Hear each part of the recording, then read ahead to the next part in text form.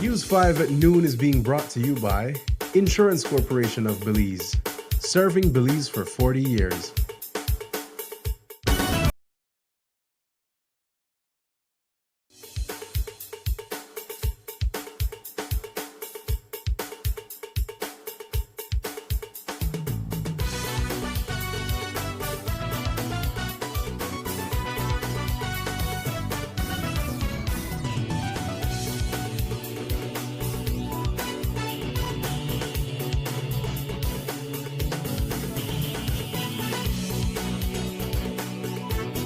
News 5 at noon is being brought to you by Insurance Corporation of Belize, serving Belize for 40 years.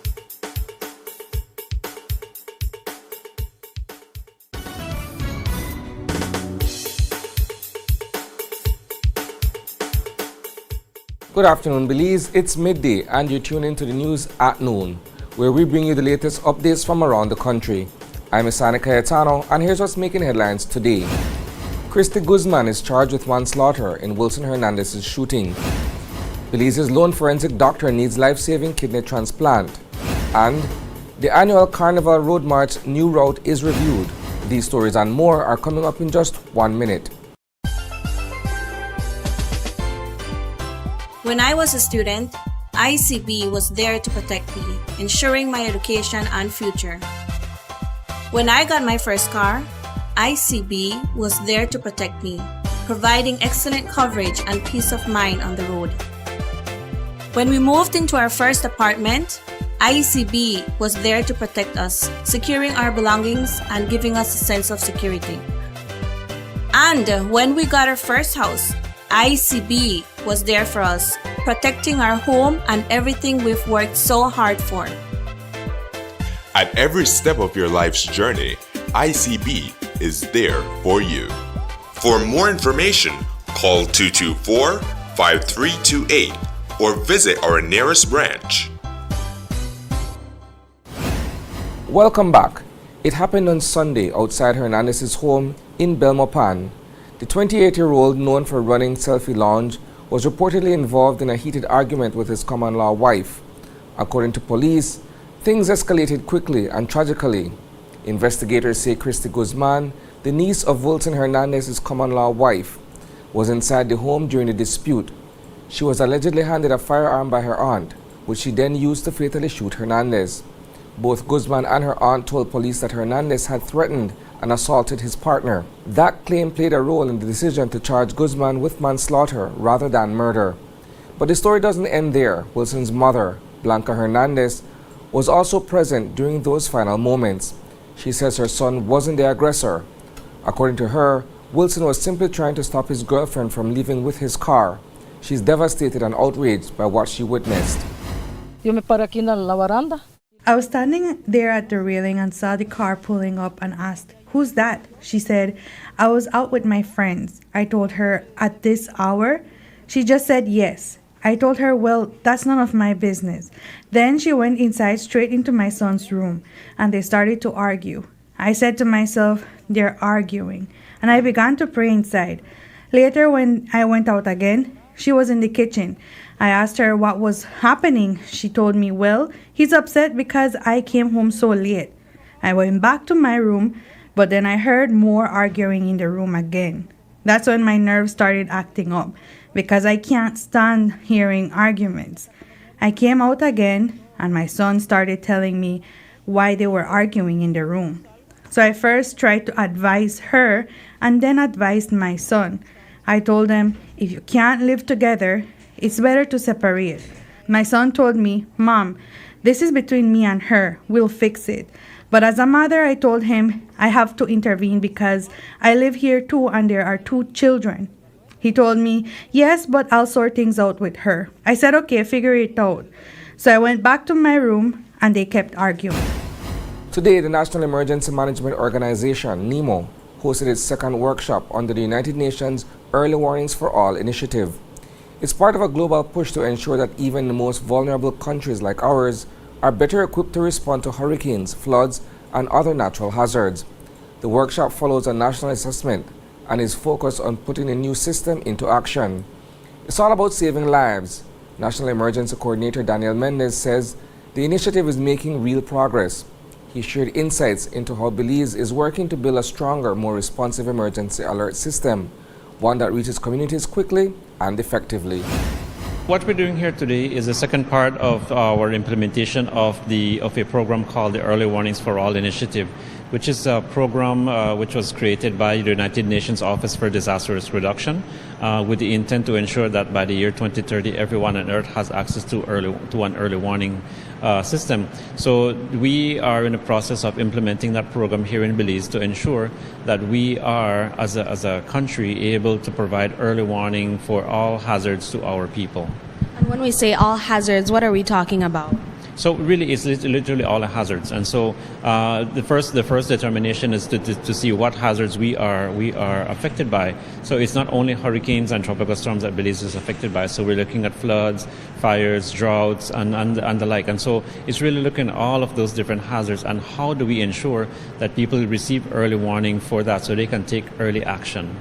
When we say early warnings, is that then meaning that NEMO would be able to detect it and tell people earlier, or is it that the public would be able to access that information themselves? There's multiple components to this program, and so those are two very good questions. And so the idea really is to ensure that all our partners, and not only NEMO, because what we have in our room today is a group of different partners who all have different roles.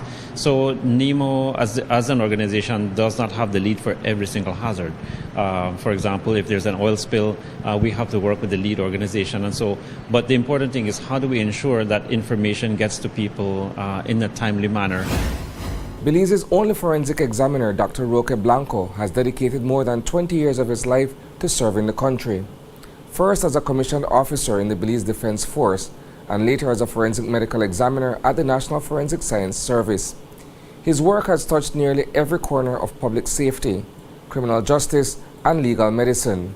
Today, however, the man who has given so much to his country needs a kidney transplant.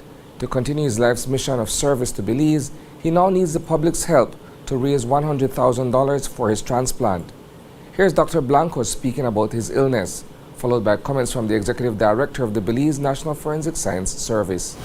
So the dialysis machine works on an artificial kidney, which your blood is taken out and it's filtered and brought back to the body. This is a process done 3 times a week for a period of 4 hours on each session. Oh, and how long have you been doing this since, I guess, your diagnosis? I mean, I have been on dialysis for the past 2 months. How long have you known your condition? I've been battling with diabetes for the past 25 years, and which led to a kidney problem, which has been worsening and declining over the last year and a half. Right now, he's the only forensic anthropologist that we have on staff, and I believe in the country, that is working to set that foundation. In other countries, for instance, Guatemala, I think you have a whole forensic anthropology unit with staff working for their medical examiners department. Here, it's like a one-man effort. Well, not a one-man effort, but he's the only forensic anthropologist that we have. Last year, organizers shook things up with a brand new route. The Belize Carnival Association, along with the September Celebrations Committee, decided to take the parade coastal. Revelers started at Memorial Park and danced their way down to the Marion Jones Sporting Complex. It was a bold move and one that got people talking. So, what did the carnival goers and spectators really think about the change? Was the new route a hit or a miss? And more importantly, what lessons were learned to make this year's experience even better? In today's Culture Tuesday, we dive into those questions and hear from someone who knows Carnival inside and out, soca artist Ernestine Carballo. She's been part of the Carnival scene for over 2 decades and has seen it evolve from the inside.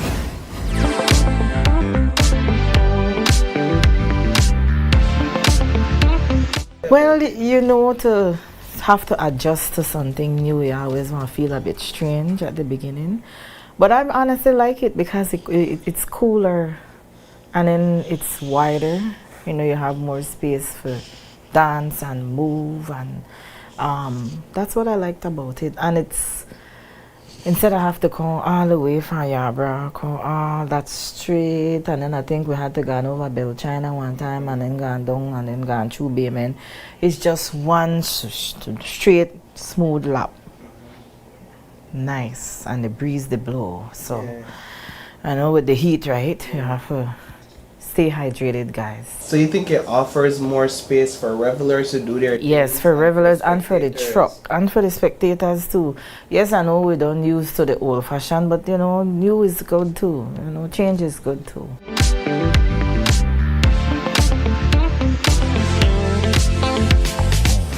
So whether you're jumping up in a band or cheering from the sidelines, Carnival 2025 promises to be unforgettable.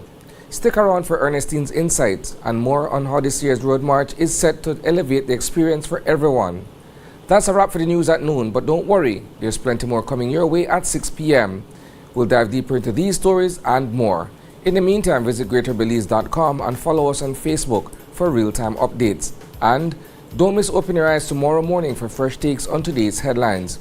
Thanks for tuning in, Belize. Stay informed, stay inspired, and have a fantastic afternoon.